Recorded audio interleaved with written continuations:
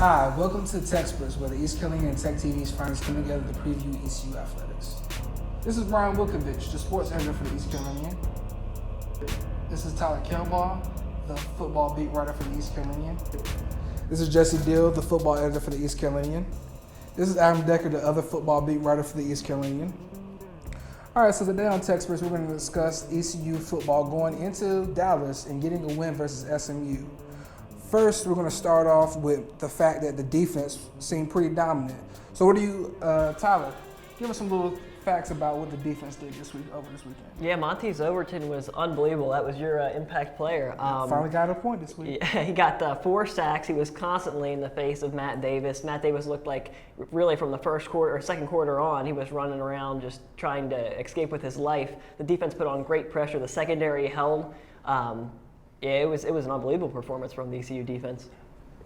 Well, to start out the game, I mean, I don't want to call them fluke plays because they were 2 long touchdowns, but the ECU defense was kind of on the ropes because, Zeke Bigger batted a ball, got caught for a 60-yard touchdown, and then the very next possession, little running back toss, running back pass play. So, I mean, ECU was just kind of surprised by both of those plays. Didn't work out in their favor, but, I mean, they really turned it around. Coincidentally, when James Summers came in, they really turned it around, and they didn't let up a SMU score in the last 40 minutes of the game. So you got to wonder how much of that is coincidence. I mean, it's Summers coming in. The whole team played better at every position. Yeah. So it makes you wonder if, having him on offense fires up the defense just as much. Yeah, Coach Ruff was talking about after the game. He said SMU started out on a feeding frenzy. They fed off Blake Kemp's mistakes and transitioned into their offense. And from the second quarter on, as soon as Summers came in, ECU went on their own frenzy. So. Yeah, does that say something about ECU? Maybe they don't want to come out and blatantly say that, Summers is the guy. Maybe, they're going to be supportive of both. But, yeah, they definitely stepped up when Summers came in. They seemed rejuvenated, so it seemed like they were happy he was in.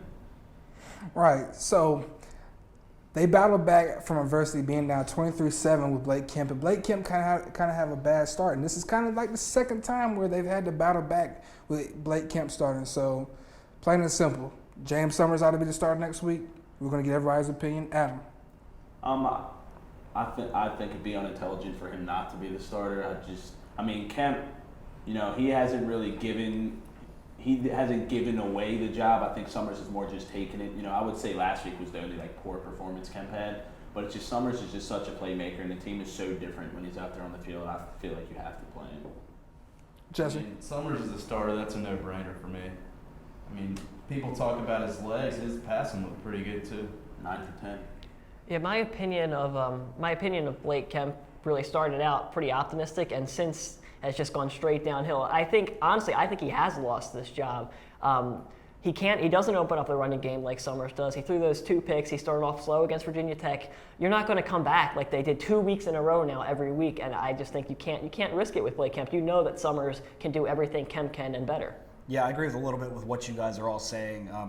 But yeah, I think it's got to be James Summers. I don't see any way that's not going to be James Summers moving forward, but I just think that it's a transition that Ruff and McNeil's really going to take his time doing. I don't think that he's going to make that move this week or maybe even next week of not putting Kemp in the game at some point, just because of what it does from a team chemistry aspect. So there are a lot of things to consider I get that maybe he has to take into account. But honestly, it's got to be James Summers at some point. Blake Kemp he can't continue to play for 2 drives and then get off the field. What's the point in that anyways? Right, and just when it comes in, James Summers just gives this team a whole new energy. And then the fact is that a lot of times what you hear when you have 2 quarterbacks is the team just wants one. You want one guy to be the leader when you go out there on the field. All right, so this week, James Summers has been great, but BYU has their own little backup quarterback story. So what do you think the ECU defense can do against this BYU offense? I think the defense, they played very well against SMU, but BYU's just this year, it's been proving they're a magical team. They got 2 gigantic receivers in Mitchell Juergens and Mitch Matthews, and they won on 2 Hail Mary passes. Yeah, they had this backup quarterback, but he's played pretty well. He's passed for over 1,000 yards, 6 touchdowns, 5 interceptions, I believe. They just trumped UConn by 25 points, I believe, fellow AAC member. So I definitely think it's going to be a big test for the ECU defense. Yeah, but one of the things to remember is that BYU was just shut out by Michigan, who now has 2 shutouts in a row. And that's a really good defense. It's one of the best in the nation. So there's a way to exploit this BYU offense, and there's a way to do it. And when they're not on, they're not on. And sometimes you can, really take advantage of that and force this team into 3 and longs and 3rd and longs, and then it kind of changes what they want to do offensively, because they lost a lot when Tanner Mangum came into the game or in for the season to lead the team, and he's done well. He's played well, but like anybody else who's lost a starter this year, it's really hard to overcome that, and that's something that BYU has been trying to combat this season. Right. So I have another thing that I want to ask y'all about. I know it's only Monday, but has Coach Ruff mentioned anything about how hard it is just to travel all the way to Utah? He did, actually. He said that this is kind of the most grueling part of their schedule. They go out to Texas, they fly back home, now they have to fly out to Utah, then they're going to come back and then they play a home game, but then they have a Thursday night game against Temple. It's a lot of games in a row, and I think their first week off is like the middle of November.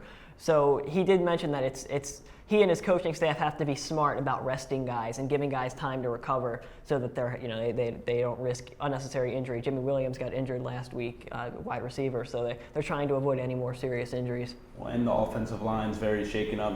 Ruff's been saying that every game they played so far has been a physical ball game. So, yeah, scheduling 10 games in a row, that's very, very hard on the team. Everybody's banged up. The offensive line, they're without 2 starters, or at least they were against SMU. So the team's definitely looking a little banged up, needs to get healthy. The good thing is that the Pirates seem to be clicking right now and coming to their own as a team defensively too. 8 sacks against SMU, which trumped their total from before that. All right, so now I think it's time that we go ahead and get into the nitty-gritty. Impact players. Brian, impact player for this week. Go ahead and give me Trayvon Simmons, a safety. I really think that he's going to be a big part of what they're going to want to do in the coverage game, because BYU has really big receivers, really rangy guys, and I think that they're going to want to establish the passing game at some point. They run kind of an air raid hybrid, kind of similarly to what ECU looked like under Shane Carden. So I'm expecting them to play a big part. They got size back there. Him and Terrell Richardson's, they're both above 6 foot. So they're really going to have to be a big component in matching up with these BYU receivers. All right, Tyler, so what's your impact player for this week? I'm going to take Isaiah Jones. I know it's a conservative pick, but I think ECU is going to need to convert on 3rd downs. They're going to look to Isaiah Jones over the middle. They're going to try to stretch this defense. Coach Ruff said that earlier in the week, that they're going to cue in on the run with Summers in. They're going to have to try to stop the run, and that's where they're going to test them vertically. I think Isaiah Jones is due for a big week. Isaiah's been the guy all year. So, Jesse, what can we get for you for impact player for this week? I think the most underrated part of James Summer's performance so far is his ability to free up other running backs. So I'm picking sophomore Anthony Scott, who had almost 60 yards of carry against SMU. I think he's going to have a big run. All right, and now Adam, for your pick for this week, who you going with, sir? I'm gonna. I mean, he's on a hot streak right now. A lot of talk about him right now, but I'm gonna go with Overton again, Monty Overton. I kind of feel like Zeke Baker. He's coming in. He was the defensive go-to guy, the guy everybody talked about. I think Overton's kind of taken over. He had a big game against Navy, great game against SMU. Maybe this is his high point. He'll start to fall a little bit, but I just expect with the big BYU receivers, they're going to be needing to get pressure on the quarterback. This is one of the few pocket passers ECU will see all year. He's not as much of a running threat, so I definitely look for Overton in the defensive line to keep him shook. All right, and now to the big one, predictions. Last week, Jesse actually got it, so it brings the scores now to 3, 2, 1. Because I picked Monty Overton. Yes, sir, I did. Tyler, you have 2, correct? Yeah, I had 2. 2, and now Brian has 3. So everyone's on the board now. Everyone's not looking stupid like I was last week. Pretty sure I have 5, actually. Do I have 5? No, I have 2. All right, so we're going to go ahead and get into it, All right, Brian, what can we get from you for a prediction for this week? I'm going to go 27-17 BYU. I think that they're at home. I think that they're the better team. I think that ECU is going to put up a big fight, and I think they're going to do what they have to do to stay in the game. And I think it's going to be a really close game in the second half, but I see BYU pulling away. They're a really good team. They've been a little up and down this season, and they just beat up on UConn pretty good. So I have a hard time seeing ECU go on the road, playing BYU, which is a really electric atmosphere, and pull out that win. It's going to be really tough. I see them losing a close game, and I think the BYU is going to tack a few points on at the end to make it look a little further than it is going to be. All right, Tyler? My mind says BYU, but my gut tells me the Pirates pull us out. I'm gonna go with my mind and take BYU 31-24. I think that especially if Blake Kemp starts again, I think that ECU gets off to a slow start and they just can't rally for the 3rd week in a row. 2 BYU picks. So what are we getting for you, Jesse D? I guess I'm going with my gut, man. I'm taking ECU 35-31. I think it could be a statement win for the Pirates, who are really starting to come to their own. I think James Summers is going to light it up, and I expect the rushing attack to be much like it was against SMU. Adam, what can we get for you?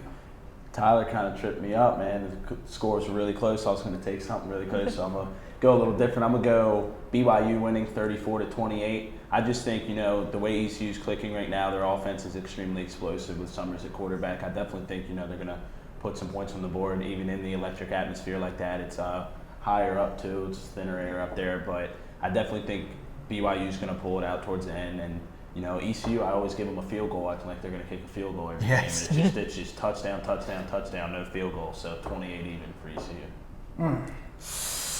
This week, it's going to be hard because, honestly, I'm tired of losing. I'm tired of losing. You going serious now, huh? Yeah, Put on your game face. Yeah. All right. I got to make a big comeback. Let's hear it. So I'm going to go with 27-24 ECU. Impact player for this week is going to be the dude I ride the bus with every day. My man, Chris Harrison. He's going to have a big game this week. Ride the bus with that man every day. He's got his playbook. He's got his iPad. And he always looks like he's ready to go for the game. So I'm going with him. Don't make me look stupid. All right. Thank you for watching TECsperts. Join us again next week on the TECsperts.com.